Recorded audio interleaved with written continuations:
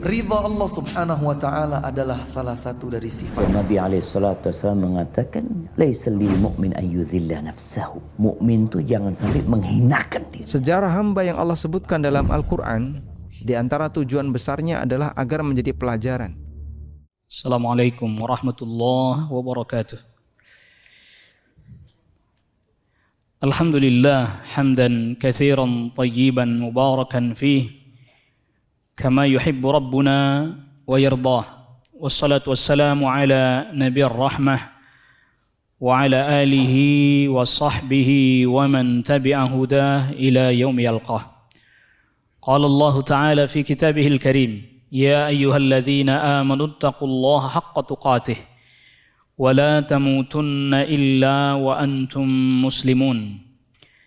يا أيها الناس اتقوا ربكم الذي خلقكم من نفس واحدة وخلق منها زوجها وبث منهما رجالا كثيرا ونساء واتقوا الله الذي تساءلون به والأرحام إن الله كان عليكم رقيبا. يا أيها الذين آمنوا اتقوا الله وقولوا قولا سديدا يصلح لكم أعمالكم ويغفر لكم ذنوبكم ومن يطع الله ورسوله فقد فاز فوزا عظيما. أما بعد. Ma'asyiral hadirin jamaah a'azzakumullah. Pembahasan kita pada risalah Al-Usulul Thalathah. Sekarang kita masuk kepada pembahasan tentang hijrah di halaman ke-45. Berkata Syekh Muhammad At-Tamimi An-Najdi rahimahullahu taala, wal hijratu al-intiqalu min baladi syirki ila baladil Islam. Hijrah adalah berpindah dari negeri kesyirikan menuju negeri Islam. Jadi ini makna hijrah. Yang dimaksud di sini adalah hijrah dalam makna yang telah dikenal baik oleh para ulama ahli sirah ataupun yang lain. Hijrah memiliki makna yang luas memang. Sebagaimana Rasul sallallahu alaihi wasallam, al-hijratu adalah meninggalkan segala sesuatu, hajru ma harramallah. Meninggalkan segala sesuatu yang diharamkan oleh Allah Subhanahu wa taala. Ini hijrah dengan makna yang umum. Tetapi hijrah dengan pengertian yang lebih spesifik, berpindah dari negeri kesyirikan menuju kepada negeri Islam.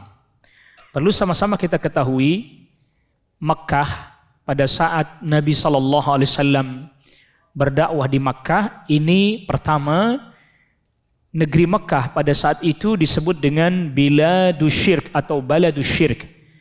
Negeri yang dipenuhi dengan perbuatan kesyirikan. Atau bahkan bisa dikatakan hampir seluruh ruang-ruang negeri Mekah, kota Mekah pada saat itu dipenuhi kesyirikan. Yang kedua, negeri tersebut juga tentunya karena dipenuhi kesyirikan, negeri tersebut pun dominan dikuasai oleh kaum musyrikin. Dikuasai oleh kaum musyrikin. Dan kita perlu tahu bahwa pada saat itu kondisi kepemimpinan di Makkah, pada saat Rasulullah SAW masih di Makkah, kan tidak ada pemimpin tertinggi, tidak ada. Masing-masing suku punya pemimpin sendiri-sendiri. Dan pemimpinnya ya bisa dikatakan mereka orang-orang musyrik. Yang lalu kemudian mereka menerapkan aturan-aturan yang juga mengandung kekufuran dan kesyirikan. Sehingga apabila ada hal yang bertentangan dengan apa yang telah mereka tetapkan, maka dilarang, dimusuhi, tidak diperkenankan untuk melaksanakan dan menunaikan aktivitas-aktivitas yang bertentangan dengan apa yang mereka sudah tetapkan dari kesyirikan. Maka oleh karena itu, karena kaum muslimin sudah tidak bisa lagi beribadah dengan tenang, akhirnya kemudian ada syariat hijrah. Hijrah yang pertama yaitu dari Makkah menuju ke Habasyah. Kalau ada orang yang bertanya, Habasyah ini kan negeri kesyirikan juga. mayoritas penduduknya An-Nasara. Mereka juga berbuat kesyirikan. Bagaimana berpindah dari satu negeri kesyirikan kepada negeri kesyirikan yang lain? Sedangkan di sini di dalam penjelasan di sini bahwa yang namanya hijrah itu dari bilad asyirk, negeri yang dipenuhi dengan kesyirikan, menuju kepada baladil Islam, negeri Islam. Maka jawabannya adalah hijrah yang pertama ke Habasyah itu adalah hijrah yang mencari tempat yang jauh lebih kondusif, bukan benar-benar negeri yang ideal, tapi lebih kondusif di mana orang melaksanakan agama tidak dilarang. Berbeda dengan di Makkah. Di Makkah negeri kesyirikan dan kaum muslimin mau beribadah nggak boleh, dilarang oleh mereka. Sedangkan di negeri Habasyah mayoritasnya Nasara, tetapi selain mereka atau selain yang memiliki keyakinan seperti mereka mau beribadah, mau menunaikan ketaatan, silahkan aja, diperbolehkan. Itu makanya hijrah yang pertama itu bukan dalam rangka mencari tempat yang ideal, tetapi mencari tempat yang lebih sedikit madaratnya, yang lebih minim madaratnya. Maka oleh karena itu nanti dari sini muncul penjelasan dari para ulama bahwa ya seseorang apabila dia tinggal di satu negeri yang dimana negeri itu mayoritasnya penduduknya kaum musyrikin, penguasanya kaum musyrikin, dan tidak boleh menampakkan keislaman, maka wajib bagi dirinya hijrah. Kenapa? Membela agama, mempertahankan agama, menjaga keimanan, menjaga keislaman lebih diprioritaskan daripada tempat tinggal, tanah yang dia diami. Oleh karena itu nanti ada ayat yang disebutkan di dalam risalah ini juga oleh Syekh, sesungguhnya bumi Allah luas. Ya. Jadi apa? Semua bumi ini bumi Allah, yang penting mempertahankan agama, mempertahankan din. Lalu kemudian selanjutnya yang kedua, apabila seseorang berada di negeri yang dipenuhi dengan kesyirikan, lalu kemudian dia tinggal di situ, ada komunitas kaum muslimin juga yang dengan sebab itu mampu menjaga agamanya dan seterusnya, boleh. Tetapi apabila di negeri tersebut pemerintahnya tidak melarang orang untuk melaksanakan kegiatan keislaman, tetapi kaum musliminnya sedikit, tidak ada komunitasnya, atau ada tapi tidak begitu taat, sehingga dia khawatir bisa melemahkan keislamannya, dianjurkan hijrah. Kalau seperti itu kondisinya, dianjurkan dia hijrah. Begitu juga sebaliknya, di antara pembahasan yang terkait dengan masalah ini bukan hanya sekedar dia tinggal di situ. Bagaimana kita pergi menuju negeri-negeri selain negeri kaum muslimin. Orang tentu memiliki berbagai macam tujuan untuk mendatangi dan mengunjungi negeri-negeri kaum musyrikin. Kalau hanya untuk sekedar rekreasi, jalan-jalan, ya, kalau hanya untuk sekedar itu perkara-perkara yang mubah, dan kita mampu menjaga agama kita. Menjaga agama kita tidak terpengaruh karena hanya sebentar, hanya sesaat saja, sehingga kemudian tidak membuat kita terpengaruh dengan kebiasaan-kebiasaan dan tradisi-tradisi mereka, maka diperbolehkan. Tapi kalau kita khawatir menuju ke tempat itu, nggak ada teman, nggak ada komunitas, yang kita khawatir agama kita juga, kita nggak bisa menunaikannya, ya tidak, sebaiknya tidak. Sebaiknya tidak. Jangan sampai kemudian menjadi korban agama kita. Tapi kalau di sana ada komunitas kaum muslimin yang kemudian kita masih bisa belajar keislaman, bahkan menjadi pengaruh yang sangat positif, maka itu boleh. Kalau para dai malah dianjurkan untuk masuk ke sana untuk berdakwah selagi punya kemampuan dan dia bisa melakukan hal tersebut. Jadi ini nanti berdampak pada banyak hukum. Jadi kaum muslimin tetap yang dijadikan prioritas adalah pertama menjaga agama. Itu penting. Karena dari 5 hal yang dijaga oleh Islam, yang pertama adalah hifdzuddin, menjaga agama. Kita wajib menjaga agama kita, menjaga keimanan kita. Karena kita tahu bahwa keimanan kita pasang surut, naik turun, dan itu berbahaya, termasuk lingkungan, karena sangat berpengaruh sekali. Oleh karena itu Rasul SAW telah mengisyaratkan agar kita memilih teman, memilih lingkungan, agar supaya itu menjadi baik bagi agama kita. Karena berharap kalau temannya baik, jadi ikut terbawa kebaikannya. Sebagaimana Rasul SAW sabdakan, Al-mar'u ala dini khalilih, falyanzur man yukhalil. Seseorang bisa terpengaruh agama teman dekatnya, maka perhatikan betul siapa yang hendak dia jadikan teman dekat. Nah, karena Nabi SAW dan para sahabat di Makkah tidak bisa ibadah, dilarang, bahkan diintimidasi dan seterusnya, maka kemudian Nabi SAW hijrah ke Madinah. Nah, ini wajib ketika kondisi sudah tidak mungkin beribadah, nggak bisa beribadah dan seterusnya. Ini wajib untuk hijrah. Kalau tidak mampu melawan, tidak mampu kemudian menghadapi. Dan pada saat kaum muslimin di Mekah kondisinya belum mampu untuk melawan orang-orang musyrik pada saat itu.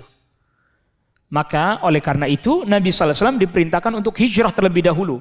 Walaupun sebagian sahabat itu sudah datang kepada Rasulullah SAW, lalu kemudian mengatakan kita perang aja Rasul. Kalau mereka menghalang-halangi kita lawan aja. Tapi Rasulullah SAW katakan jangan. Saya belum dapat perintah dari Allah Rabbul Alamin untuk berperang. Sampai kemudian hijrah pun Rasulullah SAW menunggu perintah dari Allah Rabbul Alamin. Baru kemudian hijrah. Maka Rasulullah SAW itu hijrahnya di akhir bulan Safar. Jadi tahun 13 kenabian, musim haji, tahun 13 kenabian, datang rombongan dari Madinah untuk berbaiat kepada Nabi SAW di Aqabah, tempat orang lempar jumroh Aqabah. Tanggal 10 Zulhijjah tahun 13 kenabian, datang rombongan dari Madinah, memang sengaja ingin berjumpa dengan Rasulullah SAW karena ini sudah baiat Aqabah yang kedua. Tanggal 13 tahun 13 kenabian itu baiat Aqabah yang kedua. Jadi baiat Aqabah yang pertama tahun 12 sebelumnya. Lalu kemudian tahun 11-nya belum disebut sebagai baiat Aqabah. Jadi para sahabat pada saat itu orang-orang Madinah, mereka datang ke Mekah, mau haji mereka Pak. Jadi orang kafirnya pun haji mereka itu. Orang musyriknya pun haji. Jadi jangan salah faham ini. Haji mereka, tapi dengan kesyirikan. Orang Madinah datang hendak berjumpa dengan Rasulullah SAW. Awal mulanya nggak mau ketemu sama Rasul, tapi ingin meminta bantuan kepada orang-orang Quraisy. Kan mereka perang berkepanjangan, perang saudara. Dua suku yang bersaudara, suku Aus dan Khazraj, perang. Ingin mencari solusi, minta bantuan orang Quraisy. Tadinya inginnya begitu. Ternyata ketika mereka di Aqabah, tempat lempar jumroh, tanggal 10 juga, Rasul SAW datang menghampiri mereka. Lalu kemudian Rasul katakan, maukah kalian mendengar sesuatu dariku? Silakan. Rasul bacakan ayat-ayat Al-Quran. Lalu kemudian mereka berbisik-bisik satu sama lain. Ini jangan-jangan beliau ini adalah nabi yang sering-sering disebut sama orang Yahudi. Jadi orang Yahudi itu kalau sedang bertikai dengan orang-orang Arab Madinah selalu mengatakan nanti akan ada nabi yang diutus di akhir zaman yang kemudian dengan itu kami orang-orang Yahudi akan menang melawan kalian wahai orang-orang Arab. Sering bilang begitu. Maka kata sahabat Madinah atau orang-orang Madinah ini, mereka, wah kalau ini betul nabi, ayo kita buruan beriman duluan. Kan kata orang Yahudi kalau datang menang. Nah kita beriman duluan, jadi biar kita yang menang nanti kalau lawan mereka. Akhirnya kemudian singkat cerita, berbaiatlah mereka ini. Jadi nggak ada niat untuk baiat awal mulanya. Setelah berbaiat pulang. Nah ini belum disebut dengan baiat Aqabah pertama, kejadian yang tahun 11 kenabian ini belum. Pulang, barulah kemudian secara individu-individu, sekitar 6 orang. Individu-individu bicara, akhirnya sampai ada beberapa orang lagi sehingga ada 12. Di tahun ke-12 kenabian ada sekitar 12 orang. Kalau itu udah niat kita nanti berjumpa dengan Rasulullah SAW, sudah niat. Itu baru yang kemudian disebut dengan baiat Aqabah yang pertama. yang setelah itu sahabat Mus'ab bin Umair itu diutus jadi da'i ke Madinah. Setahun kemudian tahun 13 mereka kembali setelah dakwah. Mus'ab bin Umair ikut kembali juga. Setelah kembali mereka baiat Aqabah yang kedua. Nah, di baiat Aqabah yang kedua itemnya, isi atau konten baiatnya adalah kami orang-orang Madinah siap menerima Anda dan para sahabat Muhajirin kalau mau hijrah ke Madinah. Sudah siap. Itu bagian dari buah dakwahnya Mus'ab bin Umair selama 1 tahun di Madinah. Sehingga banyak tokoh-tokoh Madinah yang masuk Islam. Kepala suku dan seterusnya banyak masuk Islam. Yang itu sehingga membuat negeri Madinah betul-betul siap. Kan sebelumnya Nabi SAW kan pernah ke Taif. Tujuannya ke Taif itu Nabi SAW hendak menjadikan Taif sebagai negeri tempat hijrahnya Rasul dan para sahabat Muhajirin tadinya. Tapi ternyata orang-orang Taif menolak. Kenapa? Karena belum ada utusan yang di sana, belum ada tokoh yang sudah memeluk agama Islam, belum ada. Ini artinya bahwa untuk menyiapkan satu negeri, satu wilayah menjadi wilayah yang siap dimasuki dakwah dan seterusnya, memang harus ada sedikit demi sedikit yang datang dulu. Tidak bisa tiba-tiba. Walaupun seperti tadi Rasulullah SAW orang yang dikenal dan seterusnya datang, tapi belum pernah ada kayak semacam permulaan, perkenalan, tiba-tiba langsung datang. Tidak bisa. Ini kita melihat dari sisi sebab kauni ya. Dari sisi sebab kauni, bukan bicara tentang ya takdir Allah itu jelas, tapi kita bisa kita analisa dari sebab-sebab kauni. Berbeda dengan Madinah. Madinah itu sudah mulai dari tahun 11. Sudah ada sekitar 6 orang yang kemudian mulut ke mulut, perbincangan-perbincangan sudah mulai. Itu sampai akhirnya di tahun selanjutnya, 1 tahun selanjutnya itu belum ada dai, jadi hanya dari mulut ke mulut. 12 orang berbaiat. Kemudian disebut baiat Aqabah yang pertama. Sampai akhirnya kemudian diutus dai untuk berdakwah di Madinah. Yang sampai akhirnya walhamdulillah setelah itu banyak di baiat Aqabah yang kedua itu makin banyak orang-orang Ansar yang ikut, orang-orang Madinah yang ikut. Bahkan bukan hanya sekedar menyatakan keislaman di hadapan Rasul sallallahu alaihi wasallam, menyatakan siap berkorban untuk Rasul sallallahu alaihi wasallam dan para sahabat Muhajirin, termasuk menerima mereka. Artinya bahwa mereka sudah siap menerima suaka dengan berbagai macam konsekuensinya. Sampai pernah paman Nabi yang namanya Abbas bin Abdul Muttalib ketika baiat Aqabah yang kedua itu hadir. Belum masuk Islam. Paman Nabi SAW yang namanya Abbas bin Abdul Muttalib ini belum masuk Islam. Hadir pada saat itu sampai Abbas katakan kepada orang-orang Madinah, kami di sini adalah keluarganya Rasul. Dan kami dari Bani Hashim masih siap untuk membela dan menjaga beliau di sini.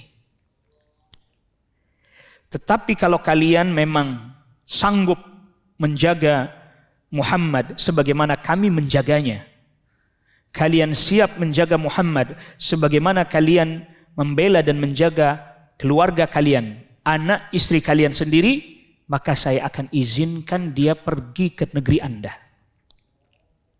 Tetapi kalau kalian tidak siap, maka biarkan dia di sini bersama kami dan kami yang akan menjaga dan melindunginya. Jadi secara tidak langsung paman Nabi Abbas bin Abdul Muttalib hendak memberitahukan kepada orang-orang Madinah bahwa Anda harus siap menerima konsekuensi yang berat. Kenapa? Ketika Nabi SAW ke sana, mereka orang-orang Quraisy, musyrik Quraisy, yang tadinya mereka hanya memusuhi Rasul dan para sahabat Muhajirin, mereka pun akan memusuhi kalian. Yang tadinya mereka hanya memerangi Rasul SAW dan para sahabat Muhajirin, mereka pun akan memerangi kalian orang-orang Ansar. Bahkan bukan hanya orang Quraisy, semua orang Arab yang musyrik, yang kufur, bisa jadi akan menyerang negeri Anda, akan meluluh lantakkan kota Madinah sebagaimana yang terjadi pada perang Khandaq atau yang kita kenal dengan perang Ahzab. Al-Quran menyebutnya dengan Al-Ahzab. Makanya ada suratnya sendiri itu. Itu bicara tentang perang Khandaq itu. Al-Ahzab itu kalau terjemahan bebas, kalau di terjemahan Al-Quran itu harus pakai aturan yang ditetapkan oleh Lajnah Pentashih dan Penerjemah Al-Quran. Golongan-golongan. Terjemahan letterlek bahasa. Kalau terjemahan bebasnya apa? Koalisi. Istilah yang lagi ngetren. Di Al-Ahzab itu apa? Koalisi besar, itu Ahzab itu. Jadi terjadi itu. Jadi artinya segala konsekuensi dan berbagai macam hal termasuk dampak-dampak negatif harus siap. Dan apa kata sahabat Muhajirin? Sampai pada saat itu mereka terdiam sehingga ada salah satu di antara mereka, tokoh mereka, siapa yang ikut bersama saya, julurkan juga tangannya. Bahwa kita siap menghadapi segala konsekuensi apabila Nabi SAW dan para sahabat Muhajirin hijrah ke negeri kami. Jadi tidak mudah itu. Tidak mudah kalau bukan karena didasari atas dasar keimanan yang kuat, betul-betul iman, loyalitas yang tinggi terhadap Allah dan Rasulnya, mungkin mereka akan berhitung lagi. Iya juga ya. Ini kalau Rasul datang ke tempat kita, para sahabat Muhajirin, nanti gimana mereka tinggalnya, nanti mereka bagaimana ininya. Belum lagi kalau kita sekarang problem sosial dan seterusnya. Belum lagi problem nanti diserang musuh. Di mana kita? Problem internal, problem sosial saja akan terjadi itu. Karena ada masyarakat baru masuk ke dalam satu wilayah yang pastinya butuh tempat tinggal, butuh tempat untuk mata pencarian, dan seterusnya. Dan uniknya nanti kalau kita baca catatan-catatan sirah, para sahabat Muhajirin betul-betul mereka adalah disebut dengan istilahnya ahlul wafa. Istilahnya sekarang, mereka adalah orang-orang yang komitmen. Ahlul wafa. Mereka adalah ahlus sidqi wal wafa, jujur dan komitmen. Mereka penuhi semua konsekuensinya. Sampai ada sebagian para sahabat Ansor, rumahnya cuma satu, Pak. Gantian nama sahabat Muhajirin. Jadi kalau dia tidur, sahabat Muhajirin tidur di dalam, dia tidur di luar. Allahu Akbar. Padahal ya tidak terhitung orang yang mampu gitu. Bukan terhitung sebagai orang yang mampu. Rumahnya satu, gantian. Dia tidur di luar, sahabat Muhajirin tidur di dalam. Bahkan sampai dia kadang beberapa hari, sampai 3 hari tidak mau masuk. Nah, kewajiban kami, kalau bahasanya adab jamu tamu 3 hari, maka Anda masuklah di dalam 3 hari. Saya tidur di luar 3 hari. Nanti habis itu baru kita gantian, sehari masuk, sehari tidak. Allahu Akbar. Jadi kalau kita baca catatan-catatan masa-masa sulit seperti itu, disitulah kemudian para sahabat Muhajirin di belakang, bahkan juga sebagian sahabat Ansar seringkali mengenang masa-masa sulit itu. Tetapi itu tadi, mereka adalah orang-orang yang ahlul wafa. Komitmen memenuhi perjanjian baiat yang telah mereka buat, dan mereka tidak pernah melupakan hal itu, tidak pernah meninggalkan Rasul sallallahu alaihi wasallam, selalu bersama dengan Rasul sallallahu alaihi wasallam dalam keadaan sesulit apapun. Selalu bersama dengan Islam dalam keadaan sesulit apapun. Bahkan sampai kalau toh mereka harus mati sekalipun, tetap mereka berkomitmen di atas hal tersebut. Wallahu a'lam. Wa sallallahu ala nabiyyina Muhammadin wa alihi wa sahbihi wa sallama tasliman katsira. Wassalamu alaikum warahmatullahi wabarakatuh.